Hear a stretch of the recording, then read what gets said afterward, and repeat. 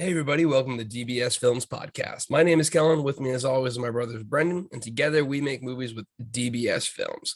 Today we are going to go ahead and dive right back into our production of our 11th feature, The Shapeshifter. We have just wrapped that this week after 8 days. Today we're going to go day by day and kind of give you a little idea of just what the breakdown is in the process and some of the challenges that popped up every single day and how we got through them. So before we start, be sure to take a look at all of our links online. We do have a fantastic Discord community. We always say that we make movies for our fans, with our fans. We had one of our super fans, Howard, with us for the 11th film, and we're going to continue to keep casting. So if you've ever wanted to be in a horror movie, we are definitely the community to join and check out, because we want to work with other passionate people out there. As always, be sure to check out The Girl in Cabin 13, which is free on Tubi for you to go ahead and watch if you want to take a look at some of our movies.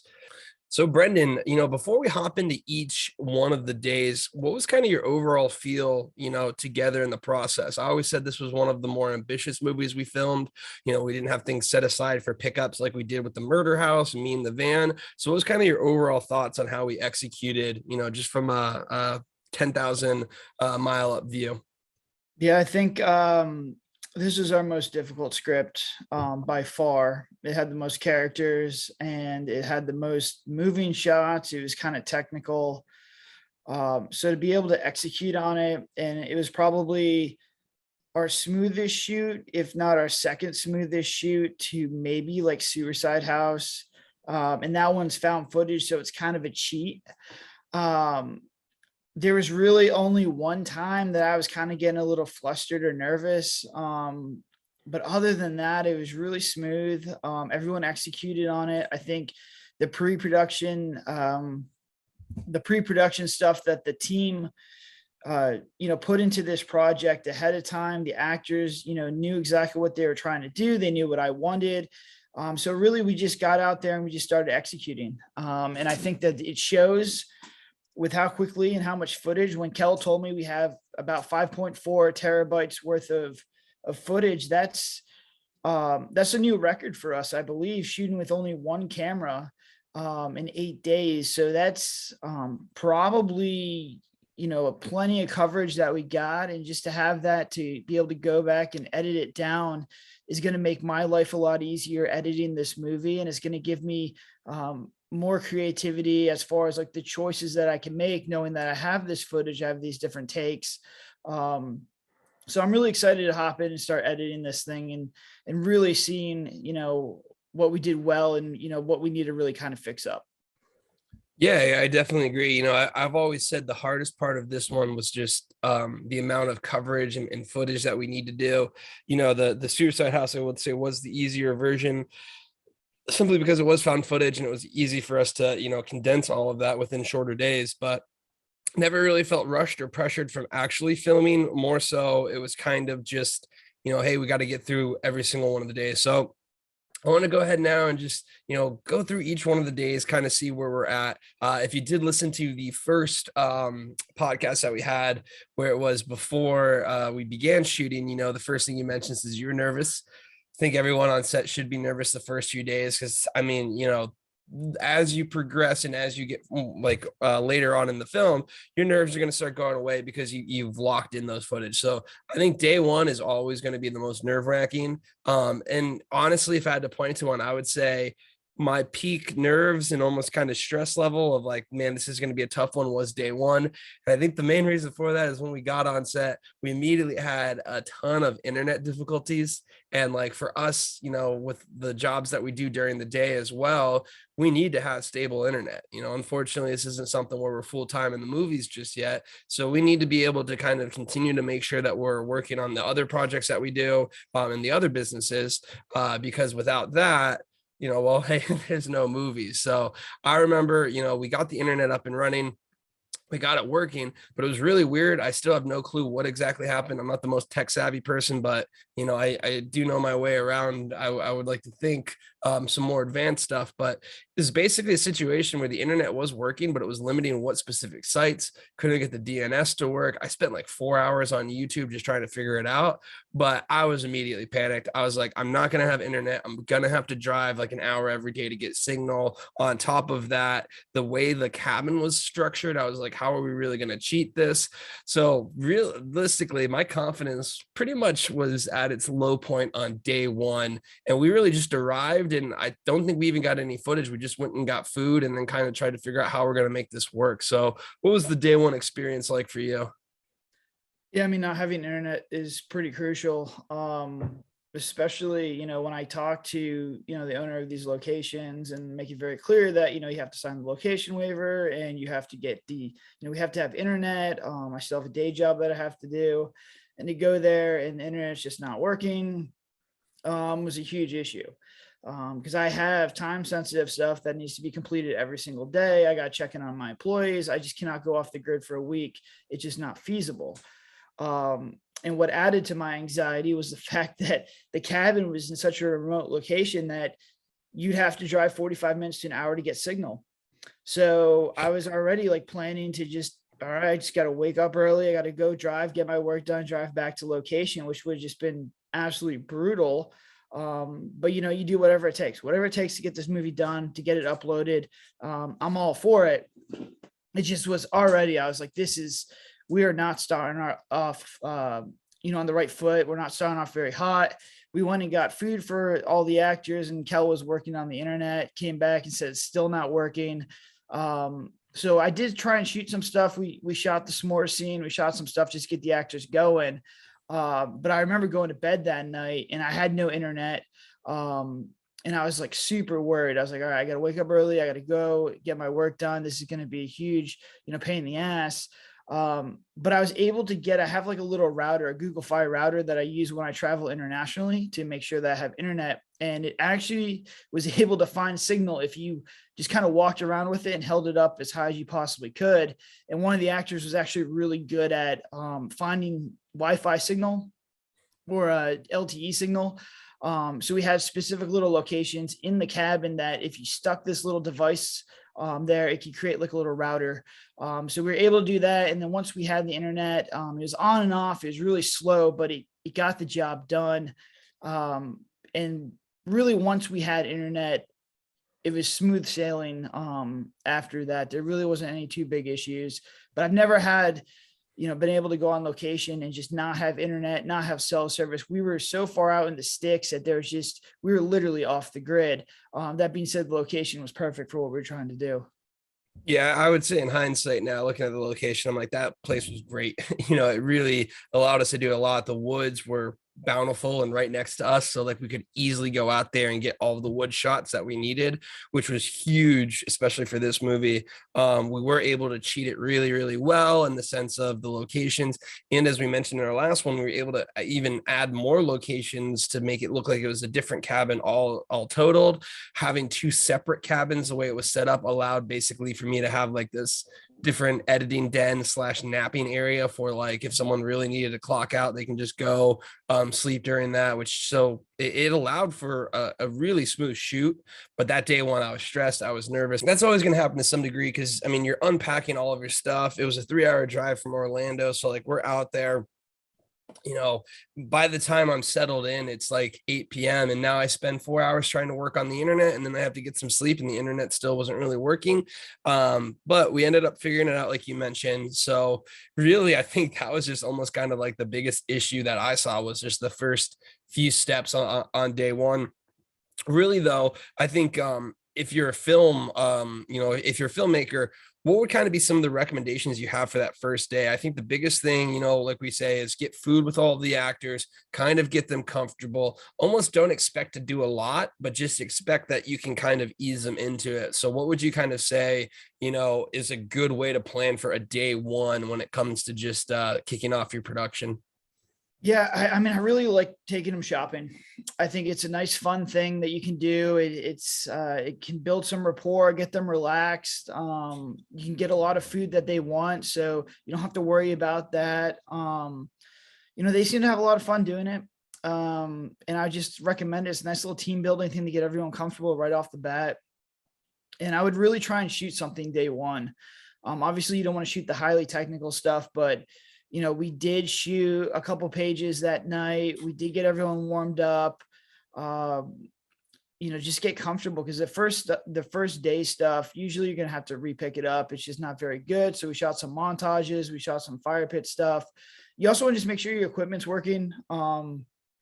We actually had an issue with one of the lav mics, one of the cords, because the Blackmagic has a cord that plugs into the we have it's like a cord that plugs into the mic output, and I had to get a new cord for this, and I got one that was too long, and apparently when you plug it in, it was creating a very high pitch frequency noise that was actually showing up on film. So had to go back and try and find a shorter one, got the shorter one in there, and we were fine. But it's like, you want to make sure all your equipment is working, everything's good to go, because if there are any problems, we would have to drive 2 hours back to Orlando to try and, rent equipment or get something off Amazon. So I think the first night is just get the food done, get everyone comfortable, make sure your equipment's working. And if you can shoot anything, that's just a bonus. And it warms me up as the DP as well, because I'm still a little rusty. And I think that would be your game plan. Don't shoot too late, at night. Just keep them going. And then when momentum starts to they slow down, or they look like they're starting to get a little tired, wrap for the night and just start the next day as a full production day. Yeah, I think that's great advice. Really use it to set yourself up for success, making sure you have things. And this is why we always recommend and highlight having, just an editor on set, in the sense of being able to look at things, or just being able to make sure, hey, things are looking good. Because again, the later you catch these issues, then the more it's going to interrupt your production. So that's always something to make sure you pay attention to. So with that, let's go ahead and hop into day two. Really the big one for day two, and this is something we stress a lot, is you always want to make sure you knock out the bigger, harder things sooner than later. And the first thing we really wanted to tackle was going to be the intro. The intro was with myself, and then Alex, who was in the Haunting the Murder House as well too. But really, the way that we are discussing these intros and that we talk about them, they're almost kind of like they're self-contained stories themselves. So, a lot of the characters, a lot of the actors within this, it's kind of separated from the rest of the team.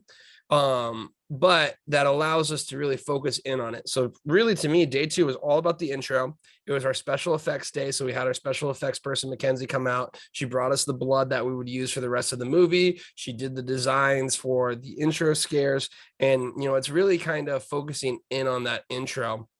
It's also really fun to kind of do those, because, they are hard and they are, challenging, but when you do get through the intro, it is a big motivational boost. So do you kind of want to talk about your thoughts heading into day two with the intro? Yeah, day two was a heavy day. So I wanted to do the intro. I wanted to do we had a climax stabbing scene in there towards the end, where the shapeshifter actually breaks into the house. And then we had a finale death scene with one of the characters in the woods. And going into it, I knew that we probably wouldn't get through all three. But once again, always schedule your stuff as, back end it and put as much stuff as you possibly can in one day, because you never know if you can go through it or not. If the intro we were going a little bit quicker than usual, and we only put 2 scenes on there and we got through both of those, then the actors are going to be like, well, there's nothing else. And they don't really like when you start adding stuff, because you're not, because you went through stuff too quickly. So always stack your days with way more stuff than you need, just in case you get through it quickly. You can just continually go, as long as the actors are, working properly with proper momentum. So my goal is to get 2 out of 3 of these heavy scenes, which is the intro and one of the 2 stabbing climaxes, because I knew that if we got 2 out of 3, then we did have the blood, and it's just stabbing stuff. So you just kind of pour blood on people. There's nothing in this movie that was as crazy as what we did in the Murder House, where we were like sawing people's heads and just crazy, gunshot and squib stuff. This was pretty much just blood and stabbing was pretty much it. So with the intro, obviously we want to focus on the intro. And we wanted about a 7 to 8 minute intro. It was like where I wanted to be with this one. I liked the intro that we did in Whitlow. It tells a story, it tells a little bit of lore. You get to see some cool stuff. That's what we wanted to do. And we knocked it out pretty quick. Both Kel and Alex did a great job on this one.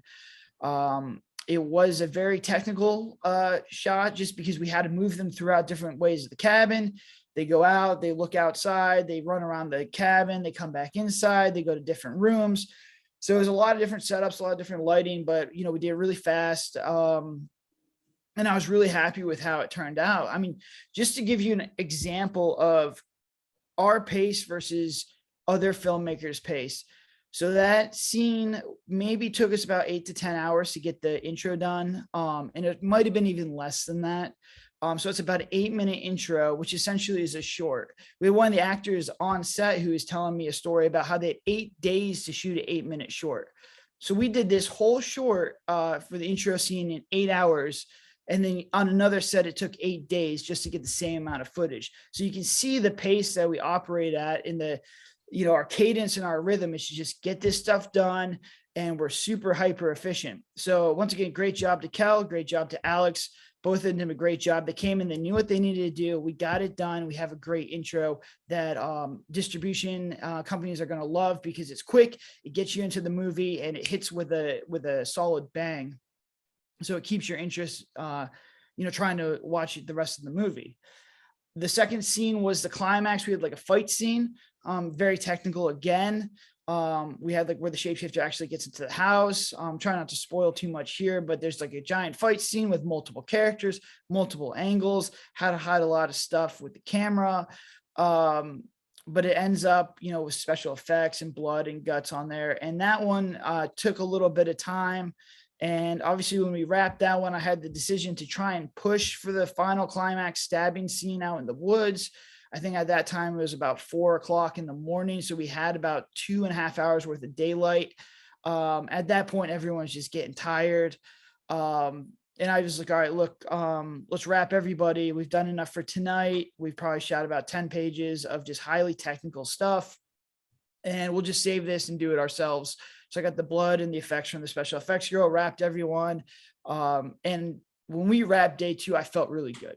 I felt really good with the intro. I felt really good with the stabbing scene and the other scene, because we had done the stabbing scene for the climax before in multiple other movies. I knew how to do it and I wasn't concerned about it. So really in my head, we knocked out 2 out of 3 things that I wanted, with the third one being easy and I know how to do it. And that was the most technical scenes, the most difficult scenes of the movie, done on day 2. At that point, we could start, sliding downhill essentially with the remaining 6 days. Yeah, I think really when it comes to, the way we look at the film shoot now, we knew always that second day was going to be a tough one. It had a lot of those technical shots, like you were saying, but the biggest thing is, you're able to get through it. It's a huge momentum boost. It going from how we started day 1 to how we finished day 2. I would say it was a complete turnaround with momentum. The actors love doing those scenes because, again, you're throwing people against stuff, you're getting stabbed, you're doing some combat. Alex did a fantastic job. I was able to occupy space again, so I nailed that role. But really, having that ability to say, okay, we've got this part taken care of, really gives you that momentum and moving forward. And plus, it does loosen up the actors a little bit too. It gets them comfortable with each other. It's high energy. And something we always talk about is usually the lower energy scenes are the harder ones. So if you can knock out the high energy scenes with your actors, it allows them to kind of just bond a lot quicker and then get ready for those low energy scenes, which are typically the harder ones. So when it comes to a day 2 or just structuring, I think I just want you to kind of talk a little bit more on, you should be ambitious and you should never save your hard stuff for the end. So what do you kind of think about that? Yeah, I still think the difference between this shoot and a lot of our other shoots is we finished all the hard stuff early on in the shoot. So we didn't have that pressure of, oh man, like this scene is super intense and it's on the last day. So while, the shoot, we always shoot till 7 in the morning because I'm going to get every last second I possibly can before we have to leave the location. And I made that clear to the actors. I said, listen, we're going to shoot until we just can't shoot anymore, until they essentially kick us off the property.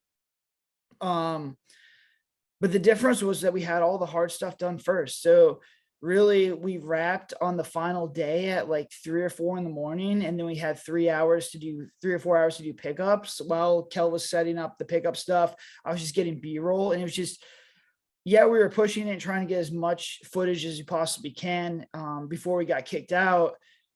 It was just much easier though, because I knew that we had everything difficult done. And if I didn't end up getting B-roll, or if we didn't get some of the pickups that we needed, we still had a completed movie. And we've done it a lot of times where we save the climax and the heavy technical stuff to the end. And it's just not a good feeling when you're racing against time to try and get these heavy technical things done, because you're going to rush yourself and you're going to make mistakes. And having it all done and then having Kel edit it and giving me the thumbs up that is actually good, it's just how you should do these shoots. Really try and get the hard stuff done early, because your actors are going to be fresh, they're going to be sharp, you're going to be sharp. Every day that goes by, you get a little more tired, your brain gets a little more smooth. It gets a little bit more difficult as far as like the decision making on set. Completely agree. And I mean, just to even highlight it, like for instance, something like The Devil in the Room or The Morgan Estate, both of those climaxes suffered. And we even had to do a pickup for the intro for both of them because we ran out of time.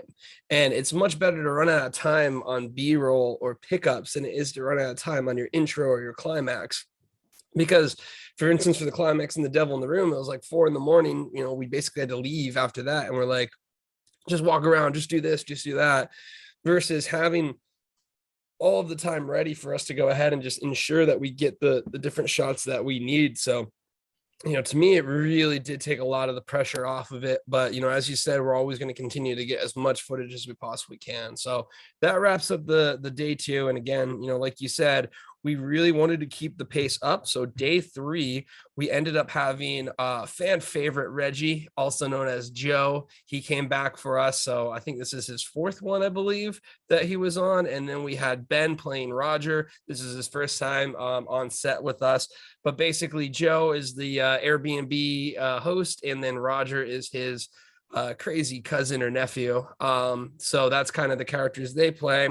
But a lot of the big issues with this one is it was the finale scenes of being deep in the woods, of how the actual finale plays out. So, it was a lot of Joe and Roger heavy stuff, which are very critical roles in the movie. And again, anytime you don't have them for more than a longer period of time, we only had Reggie for 1 night. We only had Ben for 2 nights or for 2 days. So you do have that time frame for working with them. So you need to then make sure you get every single thing that they're in, since we can easily pick up the rest of the stuff with our current staff when we review it. So it really was almost kind of like a time crunch of making sure we got through their stuff.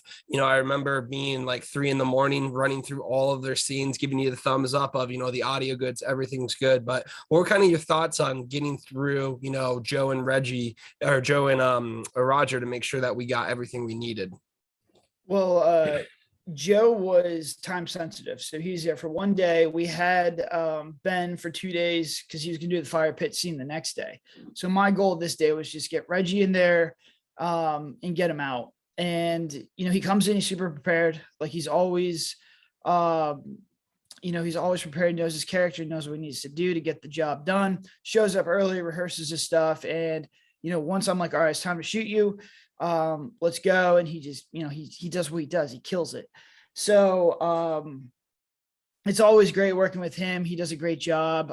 And we had him out there 4 a.m. in the woods in the middle of the night, and he's walking around with his shotgun, loving life. He just did it. He just does a fantastic job. So while it was time sensitive, I've worked with him before. I know he's a professional. I know what to expect from him, and, just comes in and kills it. So this wasn't too much of a concern. And worst case scenario, he lives local. The actress that was in this scene, the main climax area, was also local. So I knew we could pick it up. But obviously my goal is not to do any pickups.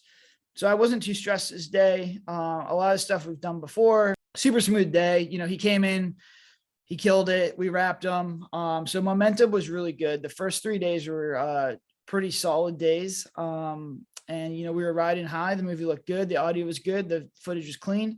So other than Reggie just being an absolute boss at what he does, and having the familiarity of working with him multiple times, I knew what to expect. I was never concerned with him or this day at all. It was smooth sailing. And we got a really good climax, and we got his downbeat scenes and phone calls he's done real quick. And once again, he just did a great job. Completely agree. I mean, Reggie, there's a reason we keep casting you for multiple reasons. But I think another thing to highlight, this was our first night deep in the woods, in the sense that I think from like 2 a.m. to like 6 or 7 a.m. we basically spent it all within the woods. And one thing that I was already noticing now, just and what we've learned, is us operating in the woods is completely different to when we first started. We had extension cords, getting Fresnel lights out there, like all of this stuff. Now we have just a really easy LED light with a D-Pack block battery on it that allows us to be incredibly mobile. We come out there with a backpack and waters and everything. So do you want to just touch on filming in the woods? Make sure you have bug spray, things like that, but also what you've learned. Because, to me, I feel like this was one where we were able to be incredibly efficient when we were out there. Yeah, I mean, it definitely shows that, once again, the rule of filmmaking, or at least in my mind, is the simpler, the better. The most, like, I'm a minimalistic filmmaker. If I don't absolutely need it, I'm not taking it out there. And I look back at when we did The Invited, we had huge Fresnel lights. We lit the whole forest, and we had like a little generator running, or we ran power from a house. And if you run power from a house, you can only go a certain amount before it'll essentially just short your circuit and on your circuit breaker. So it's not ideal at all. Would not recommend. So right now, what do? I have a little LED light, a little falconized light, and I use a D-Pack, and I just bring it out there. We have one light, and we have a backpack full of stuff. And I use the Ronin S, and I use my shoulder rig, and that is what I do. So, and I'll shoot super wide with a whole bunch of shots. When the characters stop for dialogue, I'll put the 50 on there, get them a nice tight close up. When you shoot in the woods, it all looks good. You just got to figure out what you're trying to go for, as far as like the motivation of your light, which is, spoiler alert, it's the moon. So I just put the LED all the way back. It lights up a whole area, and it looks good. Just get your white balance to where it needs to be. If they're using a flashlight, or in our case, a torch, I lit most of that stuff with just the fire of the torch, and it looked really, really good. The woods always looks good. It's a great indie cheat to make your movie look really cinematic. And it's if you can shoot in the woods and you're prepared, your stuff's gonna look good. Especially if you're doing a horror film like we are. Yeah, and it's something where I think you get used to the experience of being out there. But it was one where, again, the location was actually really ideal for it. It had like these nice little openings we could get through. But as someone who is new, don't underestimate just the difficulties that it will be for, to film in the woods, because that can also delay the film set a lot. So I think us having the experience allowed us to really kind of get a ton of footage out there. I mean, at this point in time, when we were wrapping day 3, we had the intro, and we had the finale, like the very last few seconds of it. When it comes to that, really the only things that we needed was still the torch scenes, which were big in the woods, and then a special effects knifing scene. So those were kind of the only 2 major ones. But coming through to day 3, and when we wrapped in the woods with all of that stuff, I was like, we got the intro, we got the finale. Like, I was feeling pretty good. So how are you feeling, like, coming off of day 3? I felt good. I think, it was going smooth. Everyone had chemistry. The actors weren't complaining or anything like that. So, I felt good. And once again, we had most of the hard stuff done first. So it wasn't, I didn't have these hard scenes like lingering over my mind as I'm going through the shoot. A lot of the stuff was just easier. And we just had a lot of stuff that was super. We had a lot of stuff left, but it was super easy stuff. And once you start to get that momentum of just knocking off different scenes, and really get everyone going in a good pace, you can really crank and do a ton of work in a very quick amount of time. If the scenes are super easy, and you get all the actors going, with the momentum that they need to, give you a really good performance.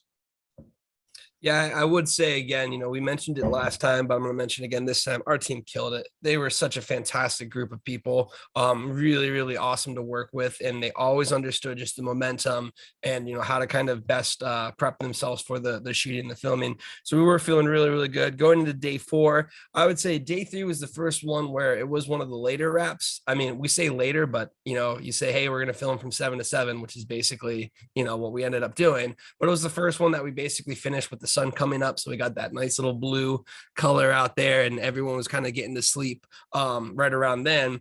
So it was the first night of kind of adjusting our sleep schedules to it. That brought us into day 4, and day 4 was then a ton of Roger stuff. It had his lore dump, and it had just a few other scenes with him that were super critical, super important. And anytime we're working with someone new, it's always a risk. Again, we say we always have really, really good teams, because at any point in time, you could put your faith in an actor, you could put your trust in an actor, and that actor could just walk off set. Sometimes it could be your fault. Sometimes it might not even be your fault whatsoever. That's just the filmmaking industry. It's a team effort, and you have to ensure that, you're providing them with a place where they can work and develop and whatnot, but you also need to make sure you're putting your faith in the right people. Just because, again, any character, this isn't a multi-movie, multi-million-dollar shoot where we can just say, hey, you know what, we're going to recast this person, no problem. So it always is something important for them to step up. And I would definitely say that Ben did a fantastic job for it. But this was really, again, putting the time sensitive pressure on Ben. He was able to stay there the whole night. So we kind of had a good morning time. We did pick up a lot of shots of them hiking that day. And then we rolled into the big one, which was the fire pit scene, which is super critical because it was a downbeat. It was a lore dump downbeat. And these are ones that you really need to make sure you execute on. So going into this shoot, what was kind of your thoughts? I feel like we had really good momentum. We knew what we needed to do. So it wasn't really too, stressful for this shoot. I mean, day 4, this whole day was just for Ben and the fire pit scene. This scene was so critical to this movie because it's essentially putting us into the second act. It's a huge lore dump, and, you're introducing this character who is so important to the story because he's almost like a red herring. It's just, if people were going to turn this movie off, it's going to be right here. And I understood that from doing 11 movies. I knew the importance of this scene.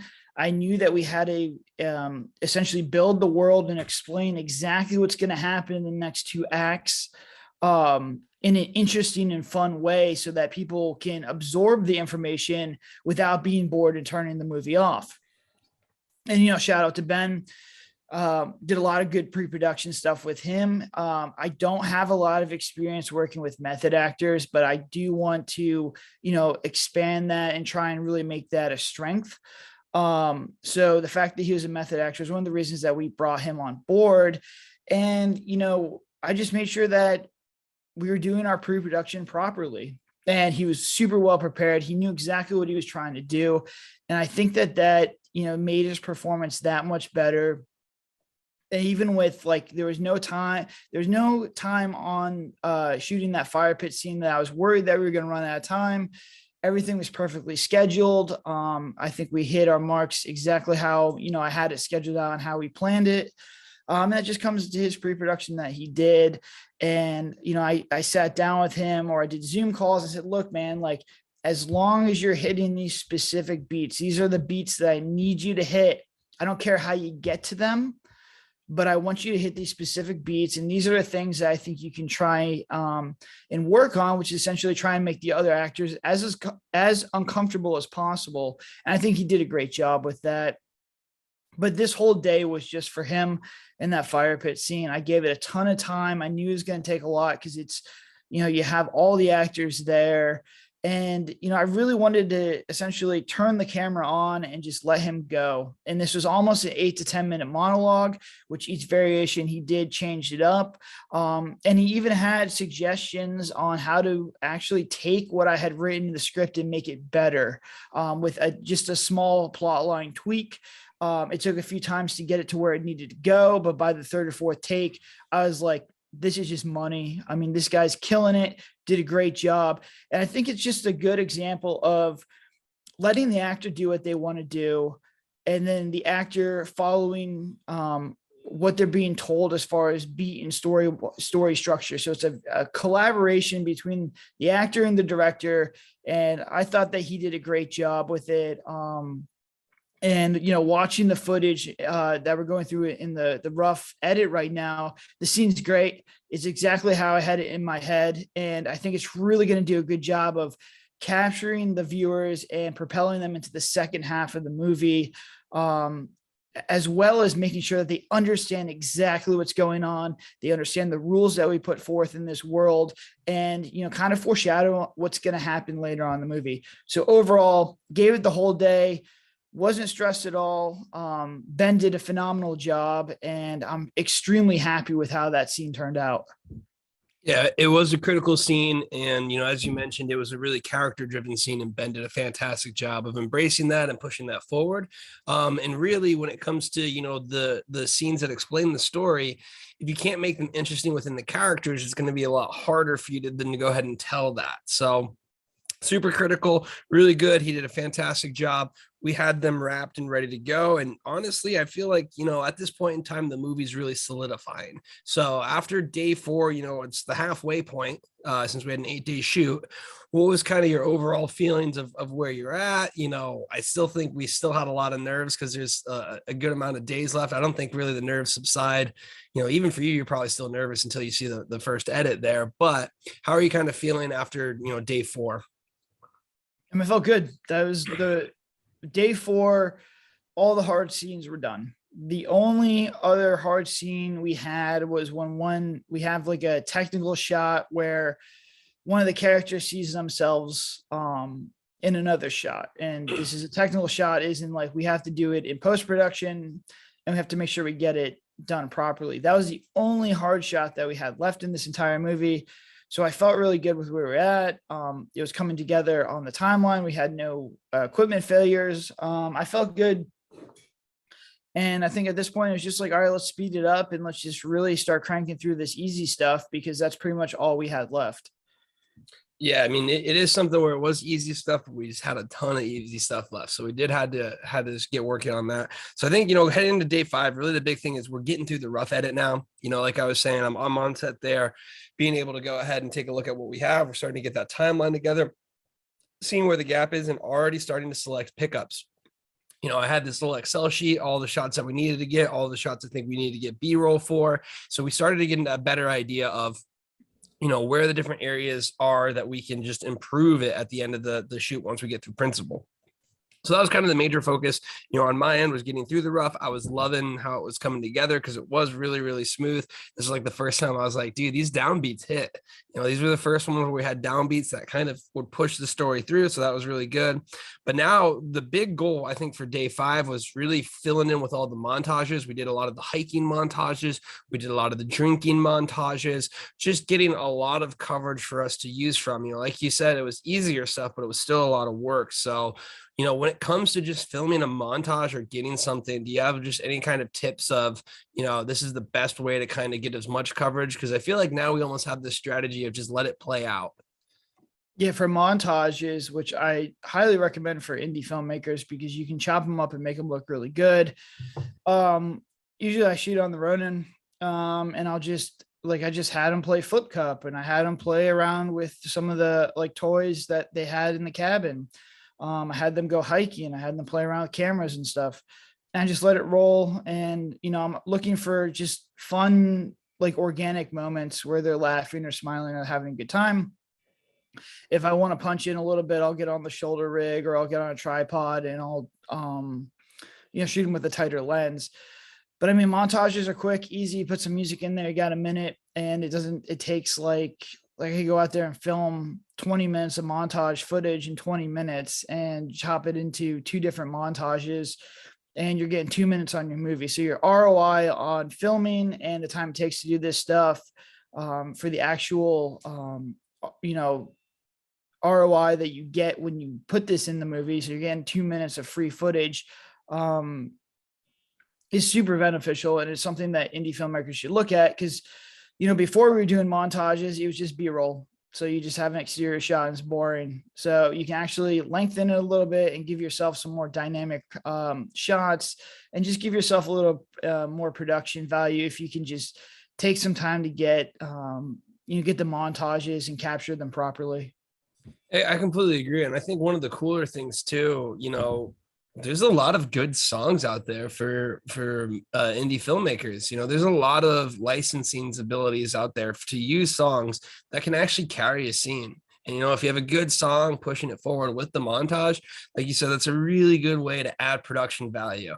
Show that, hey, look, we did all of these things. It's moving the story along. So we had a lot of those shots that we needed to end up doing. It was a lot more of the character development stuff too. Like a lot of the Tracy and Dylan heavy stuff was there. A lot of the Tom and Ashley stuff. And I think this kind of goes back to planning a little bit, in the sense that, day 5, 6, 7, 8, just more days in, that's when you really want to start doing those lower downbeats with character developments, because the staff and the crew is going to feel so much comfortable with each other. So you want to talk about how, you don't want to lead with those. They may seem easier in your head as a filmmaker, like, oh, this is an easy scene. But in reality, you want them to be warm, because those are actually the harder scenes to act in. Yeah, I mean, the actors usually struggle with downbeat stuff just because there's so much pressure on set, and having the cameras on them, especially if they have like theater acting, where they're taught to be big and bold and be the loudest person in the room. Well, when when that comes across, when they're doing the downbeats where it's supposed to be chill and relax, it can give you like a fake performance. It can be difficult to tone it back in, because usually, if they're nervous or they're uncomfortable in a situation, they kind of fall back to bad habits, which is, going back to what they've been trained with, which is like theater acting. So usually I want to schedule all this stuff later on in the shoot, where they've kind of broken down that nerves.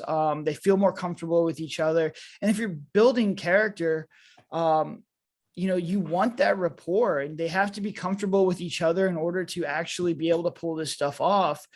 And if they're meeting for the first time on day one, they're going to have a harder time to pull it off if they've been working with each other for 5 or 6 days. So from my experiences, the heavy scenes, as far as like killing and climax and running around, are easier for them to act. I think the more difficult stuff to just act natural is the character development stuff. And you should save that to the end, when they're just naturally more comfortable with each other on set, because they've been on set for, 5 or 6 days. I completely agree. I mean, really, it comes down to anything that's like high emotion, anger, yelling, crying. Those are actually the easier scenes to do. This is coming from someone with some little acting experience that struggles with these downbeats. But having those, just natural conversations, those take time to develop. So if you can kind of push those off to the later on, I think you're going to get a better performance. But, if you do them right off the bat, it's going to be a little bit slower, and you might not get the performance that you're quite looking for. So that wraps up, where we're at with day 5. I would say, where we're at right now, really, we're just kind of filling in the dots now. We had very few things. Really, the biggest last chunk of like actual scene that we didn't have was the torches. So, going into day 6, it was going to be our torch scene, essentially, to give you just a little idea. 2 of the characters end up making torches because our shapeshifter is afraid of fire, which is going to require them running around in the woods for a lot of time with torches. So that was really kind of the major scene there. We also had some hiking montage stuff that we got again, just for different scenes too. So that's, us using the daytime as much as we can for that. But really the heavy focus there was just these torches. And we say it before, we'll say it again. Fire is great. You just want to talk about lighting and fire and the look that it gives off. Yeah, I mean, I was happy, or I wasn't concerned with the climax scene with the 2 leads running through the forest, because I had done it before in The Girl in Cabin 13. I knew exactly what I needed to get. The only difference was this one, we were going to give them torches to run in the woods, which gives you more dynamic lighting. And I was actually pretty excited to shoot this, because I think it's a really cool scene. It's going to look really good, especially when they have their final, like, goodbye moments, essentially, with the fire slowly dwindling out. There's a lot of cool editing stuff that we can do as far as like slowly pulling the light down as the torch dwindles. I think the only the only problem or the only concern that I had was if we could get the torches to actually light, because we didn't have the same lighting material that we had for the girl in cabin 13. So when Kel was putting this all together and we lit the torch for the first time and it didn't light at all, I was getting a little concerned. That being said, once again, as a director, I'm always thinking about, everything. I was like, all right, if these torches can't light, we're going to push this over to the next day. We'll figure out how to get stuff that lights. And I was going to pull a whole bunch of scenes over from the following day, so we still could shoot things. But the torches got lit, and they did a pretty good job. And the scene turned out really, really well. And I'm super happy with how it turned out. And I was super happy with the coverage and everything that we did. I mean, we came in there and we killed it. Yeah, I would say I had the same fear because, again, I was just kind of sitting there not catching, but it finally did. And they ended up looking really good. I'll probably end up making a video on how to make torches just to kind of show everyone. It's real simple process. It actually is, in my opinion, a pretty safe process because you're using kerosene, which is basically one of the, least flammable when it comes to just spreading around and everything. So it's a pretty clean burn. You're actually not burning the cloth for a while. And like you said, the look is really, really good. So I would expect to see torches pretty consistently throughout our movies. With that being said, though, it is fire, and you always have to take, precautions with it. We had our fire extinguishers, we had extra water. We were constantly working with the team, making sure hold it up, keep it away from you, all of these things, because fire is dangerous. And this is something where we always take safety at the top priority, especially for actors. With that being said, though, you're basically doing this, you're out in the woods, we're walking back and forth, getting more torches, bringing them out there. It was another thing where, because of our experience, I would say, of being in the woods, we kind of knew how to maintain and take it. One of the things, we had towels for the team so they could sit down on that versus them sitting down just on the ground. We had a bunch of water for them. So all of these things seem pretty basic. But when you go into the woods, I think one thing that I want you to kind of touch on is always assume you're going to be there for way longer. If you look at the scene that we have, we could be like, oh yeah, maybe an hour or so. We were there for like 5 hours probably. So you want to just touch on, how you should be prepared for a much longer time in the woods than you expect, because the more you go over, the more can kind of become a frustrating aspect to the actors if you don't have the, right things for them. Yeah, I would say it probably breaks down into two different categories. Number one, make sure you have enough supplies to make the actors happy. Like what Kel said, you want to have a blanket, you want to have food, you want to have snacks, you want to have water, and then make sure you have the actual equipment that you need so you're not running back and forth. Momentum is more critical in an outdoor environment than it is in an indoor environment, because your actors are going to fall off a lot quicker if you're out in the middle of the woods. It's creepy, it's hot, it's sweaty, it's dirty, and you have to go back and get a light, you have to go back and get a battery, you have to go get a lens or something that you forgot. If they're sitting there for 10 to 15 minutes, they're going to start to lose momentum and you're going to start to have issues. Now, that was not a problem. Both our actors did a great job on our set, but I've seen it happen before. You're going to lose momentum much faster, and the actors are going to get grumpy in an outdoor environment.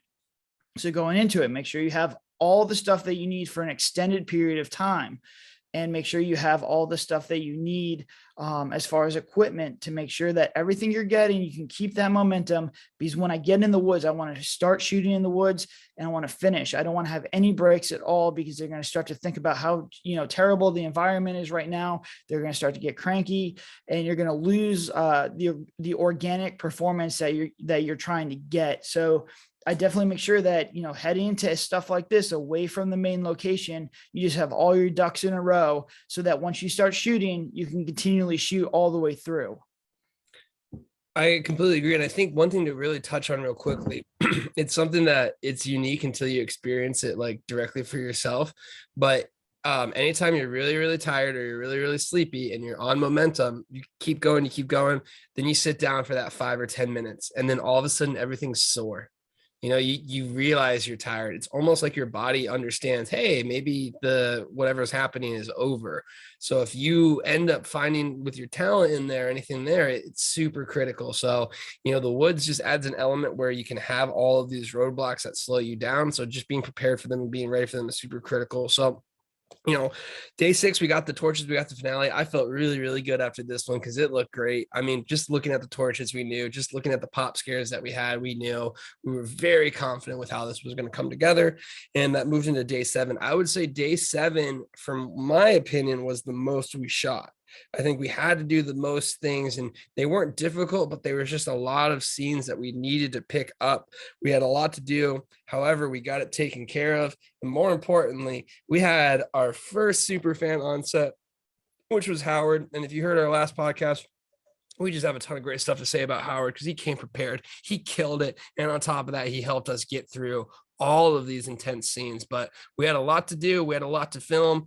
But I think the overall mentality and attitude was we could do it. So how are you feeling going into day 7? And I felt really good. I was getting more nervous from the actors and you telling me that we're going to have to shoot 2 24-hour days because it's just the amount of shots that we had left. And we had a lot of stuff left. But once again, it was very easy stuff. It was stuff where we can go, shoot it, done, move on. Go, shoot it, done, move on. And I had actually taken the entire shot list that we needed for the remaining part of the movie. I put it all on one giant whiteboard and said, look, guys, we get through these, we're done. This is it. This is the remaining stuff that we have for the next 2 days. If we can get through 70% of it today, we're putting ourselves in a position to succeed for the next day, where I wanted to only shoot 30% of the stuff the following day and then focus on pickups. So at this point, the only concern that I had was there was no more day stuff. We had shot all the day stuff. So we did have, issues with light. We had to wait for it to get dark. We're shooting in the middle of May. So sun was down at like 8:30.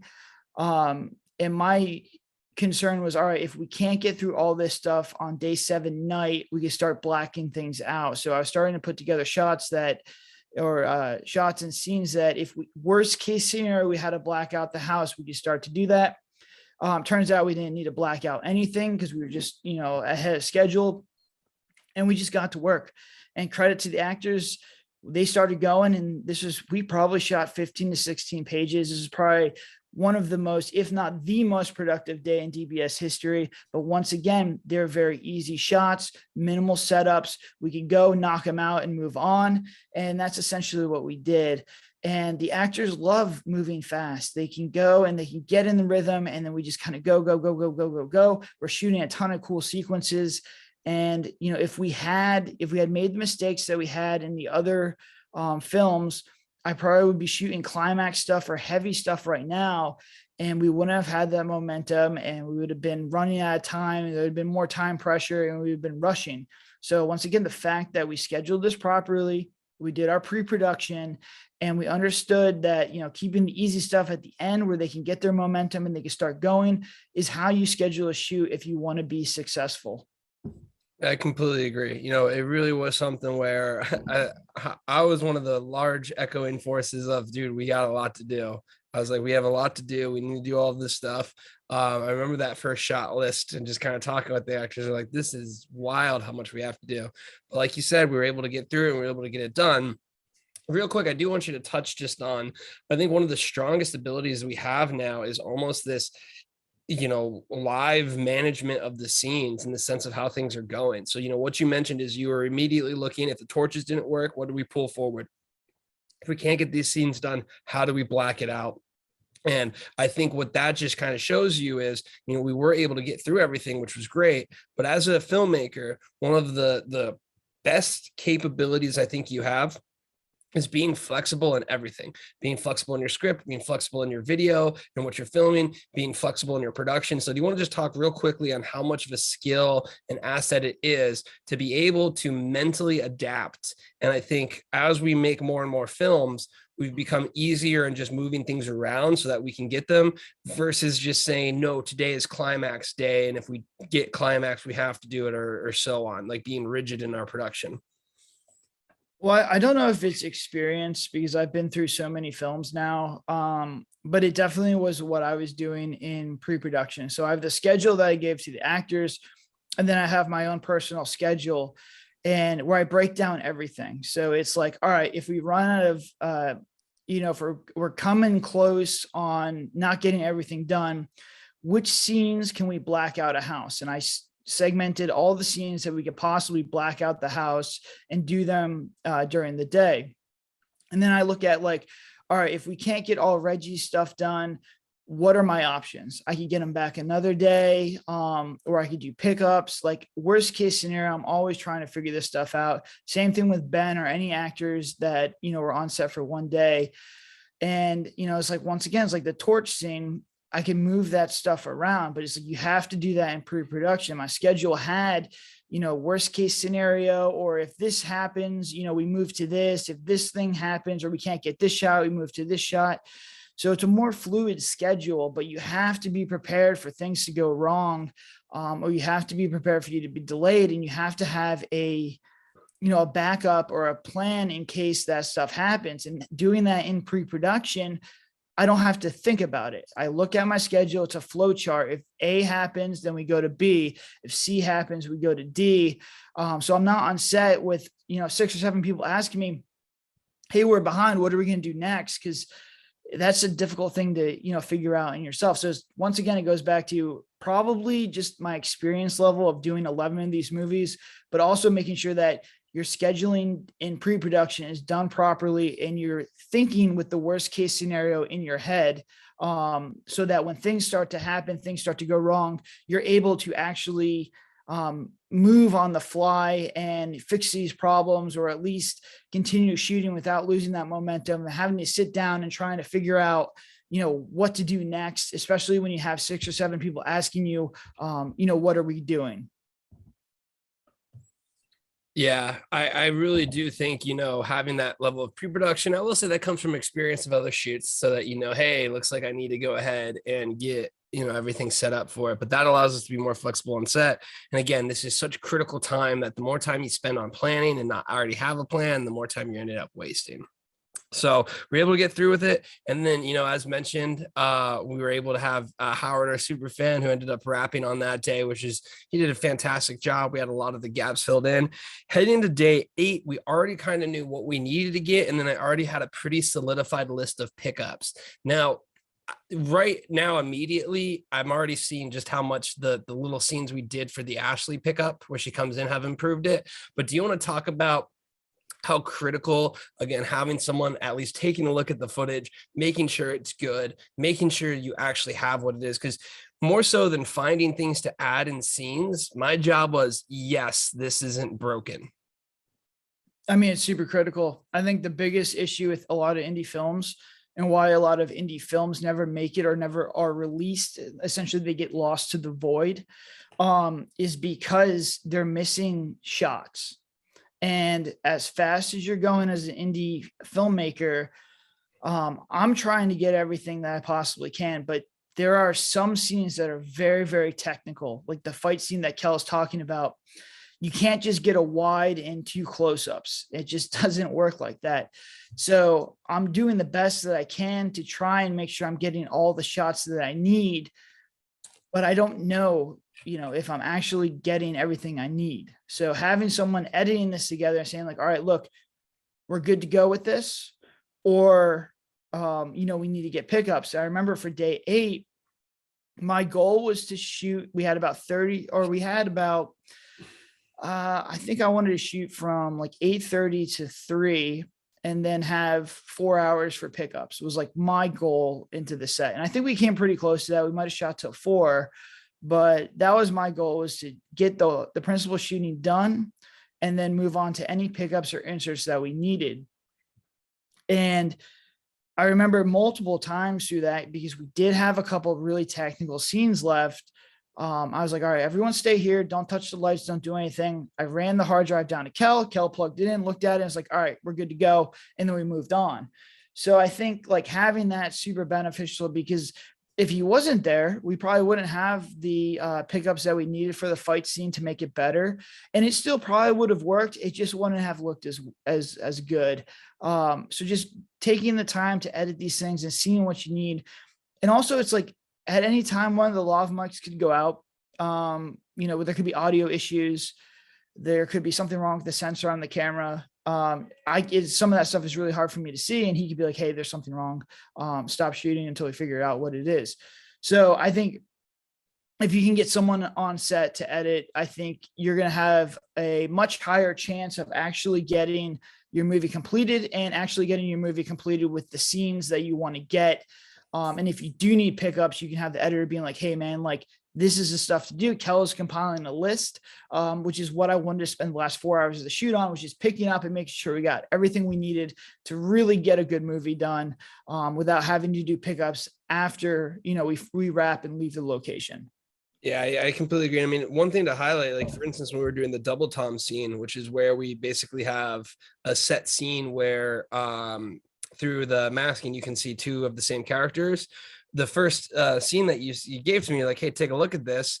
I popped it in and I can see your reflection in like the window. And again, on camera, you can't see that, but on a screen, it's popped up there. Had we not had the ability to say, no, this does not work, period, we have to go back, spend the time to readjust the frame, get the frame adjusted to do it, we probably would have had to scrap that entire scene. And now we have that scene. It looks really, really good, in my opinion. It adds a production value element because we're doing a sort of, special effect with it. But that was literally something where that happened from you handing me the hard drive. I immediately popped it on there. We noticed the problem. We went back there. We refilmed it. You gave me the hard drive again. We did it all within probably like 45 minutes and we knew we had it. And that was one of the cooler ones. I think that was like one of those indie moments where we're like, we got it, let's go. And it kept moving and pushing forward. So we had a lot to film. I was always bugging you. I was like, the pickups. Cause I was like, the ones that I had, we didn't necessarily need them, but I was like, I know these scenes here would add such a benefit to it. So it was probably like 4:30 ish. I think we had like 2 hours left of sunshine or of darkness before the sunlight came out. And within that time frame, we were able to just knock all those little tiny scenes out. And I think each one of those scenes that we're able to pick up for, it's going to dramatically improve it. So do you kind of just want to talk about how, if you are strategic about your pickups, kind of like what we did? Because, I think from day 2 or probably from day 4 or 5, I was telling you like, this is the list of what we need to do. And again, it wasn't hard things, but it was super critical things. So having that pickup bank, would you say it allows you to just kind of know, okay, yep, let's just run and gun to get these things out, and it's just only going to make it better? Yeah, and I think this was the first time where we actually had like a comprehensive pickup list, because we're so opposed to actually doing pickups after we do principal shooting. And this one, like the pickups would have been difficult because to get that location again is going to be very difficult. It's going to be very expensive. So it's like, all right, let's just get this whole thing done.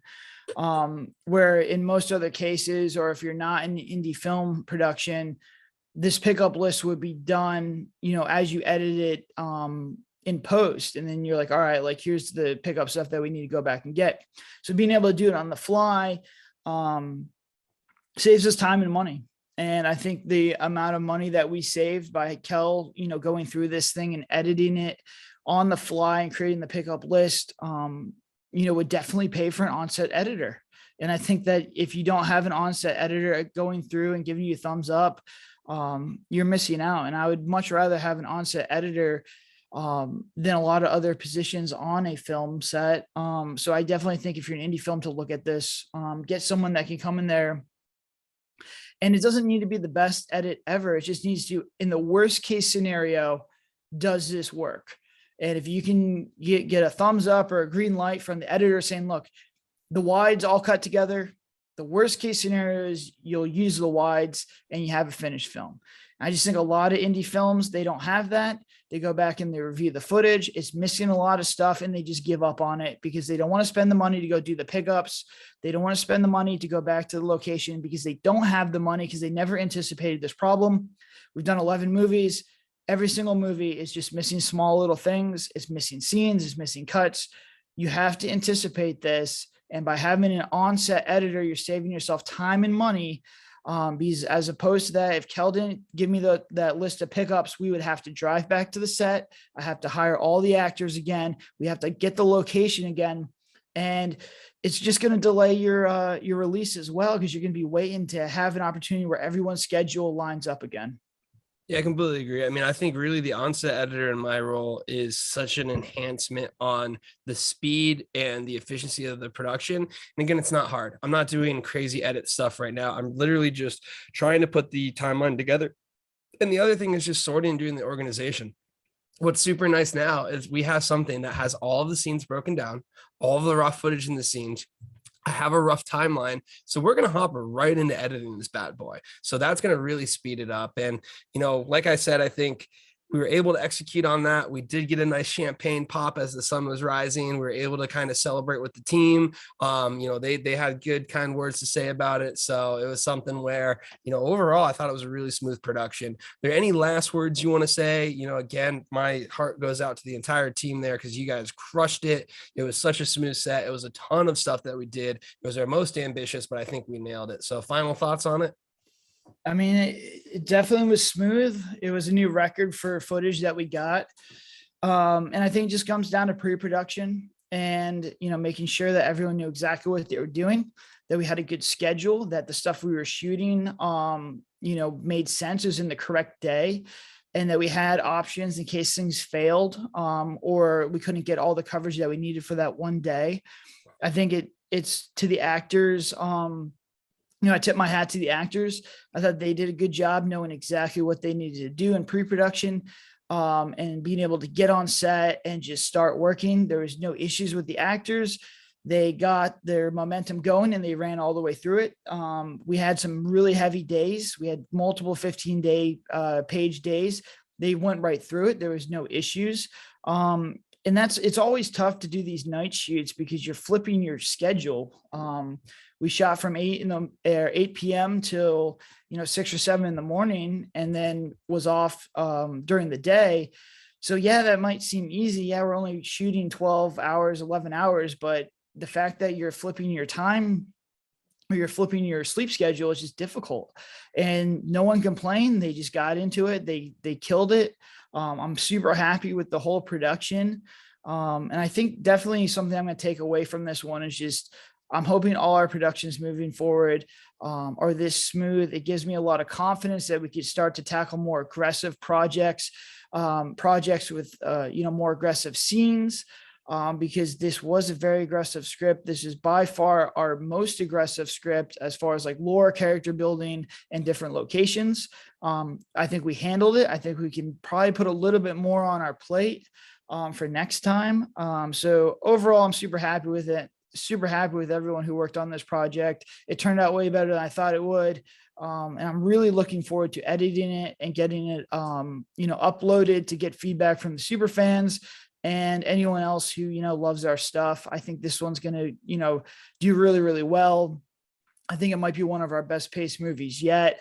I'm interested to see if people like the shapeshifter concept, because once again, this is a version 1.0. I'm not really sure if people are going to really resonate with the shapeshifter, but I hope they do, because I really want to shoot a 2.0 version of this movie. I'm already the gears are starting to turn on how to make this movie even better. And I enjoyed it. It was a great process. It was super smooth. I'm thankful for everyone who helped out on this project. And, I'm just really excited to see a final product. Yep. And, I'm going to go ahead. I'm going to call it best one. I just seeing where it is at right now with the rough edit compared to the other ones that were in the rough as well.